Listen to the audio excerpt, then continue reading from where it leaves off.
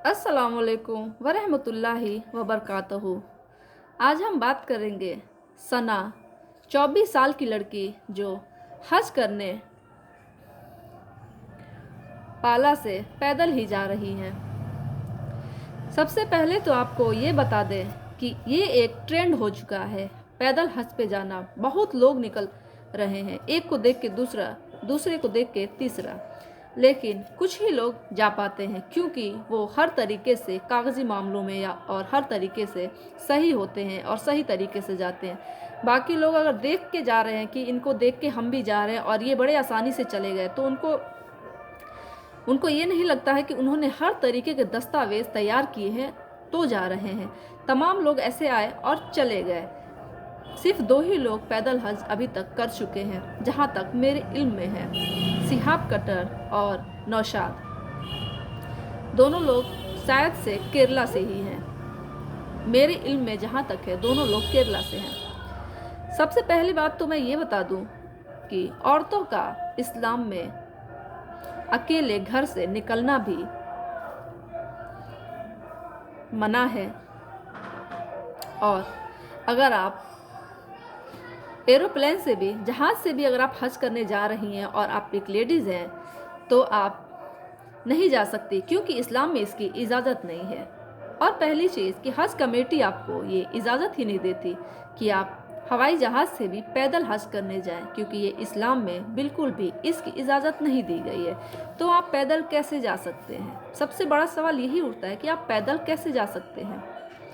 और जहाँ तक मेरे इल्म में है, जहाँ तक मुझे मालूम हुआ है कि उनके शौहर वहाँ मक्के में वो फ़्लाइट से जाएंगे और वहाँ मक्के में उनको मिलेंगे, वहाँ हज करेंगे साथ में। लेकिन ये बहुत ही अलग चीज़ है, बहुत ही मतलब समझ नहीं आ रहा है कि ये किस तरीके से आपने फ़ैसला लिया है। आप यहाँ से पैदल जाएंगे और आपको कम से कम साल 1.5 साल तो लग जाएगा। और आपको रास्ते में, आप लेडीज़ हैं, एक आप लेडीज़ हैं और आप अकेले जा रहे हैं, आपको बहुत ही तरीके की और तमाम तरीक़ों की परेशानियों का सामना करना पड़ेगा। आप उसको कैसे करेंगे? आपको ये फ़ैसला लेने से पहले, ये डिसीज़न लेने से पहले आपको सोचना चाहिए था। आप एक लेडीज़ हैं, रास्ते में ना जाने किन किन तरीक़ों के परेशानियों का सामना करना पड़ेगा। दुनिया में अच्छे लोग भी हैं, बुरे लोग भी हैं। हम नहीं कह सकते कि कौन अच्छा है और कौन बुरा है। हम कह नहीं सकते कि कौन अच्छा है और कौन बुरा है, और हम समझ नहीं सकते अच्छा बुरा इंसान तब तक नहीं समझ पाता और नहीं जान पाता जब तक वो कुछ अच्छा ना कर दे और जब तक वो कुछ बुरा ना कर दे। आप हमारे बारे में नहीं बता सकते कि हम गलत हैं या सही है जब तक हम कुछ अच्छा ना करें और जब तक हम गलत ना करें।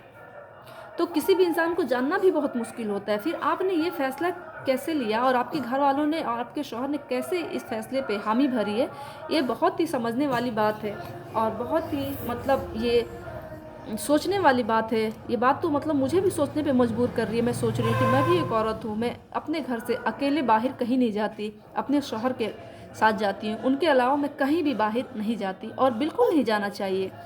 आप अगर इस्लाम से ताल्लुक़ रखते हैं, आप हज करने जा रहे हैं, तो जाहिर है कि आपको बहुत कुछ मालूम है इस्लाम के बारे में। आपको इस्लाम से मोहब्बत है, लेकिन आपको ये क्यों नहीं पता कि आप हज पे, एक लेडीज़ हो के हज पे जाना आपके लिए ख़तरा से खाली नहीं होगा। इस्लाम में इसीलिए मना किया गया है लेडीज़ को, क्योंकि लेडीज़ को बहुत तमाम तरीके की परेशानियों का सामना करना पड़ता है।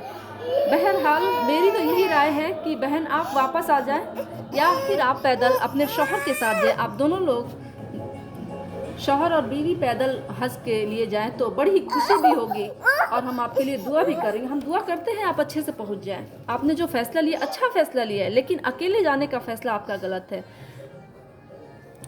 बहरहाल हम भी दुआ करेंगे कि आपकी हज कबूल हो और आप अपने मुकाम तक, अपने मंजिल तक आराम से पहुंच जाएं। लेकिन बहन, आपसे दरख्वास्त है, अगर आप मेरी वीडियो देखें हैं, आपसे दरख्वास्त है, आपसे गुजारिश है कि तमाम देशों को, पहले तो आपको इंडिया में ही कितने राज्य को जाना पड़ेगा क्रॉस करके, और फिर उसमें फिर कितने देश को क्रॉस करना पड़ेगा।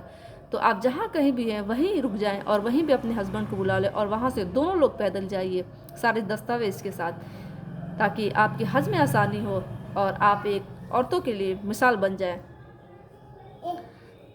बहरहाल हम दुआ करते हैं कि आप अपने मंजिल तक आराम से पहुँचें, लेकिन हम ये भी दुआ करते हैं कि आप अकेले ना जाएं, क्योंकि आपके रास्ते बहुत ही परेशानियां आएंगी। अल्लाह पाक आपकी हिफाजत करें और आपको अपने रहम करम के साए में अपनी मंजिल तक आपके शौहर या किसी भी आपके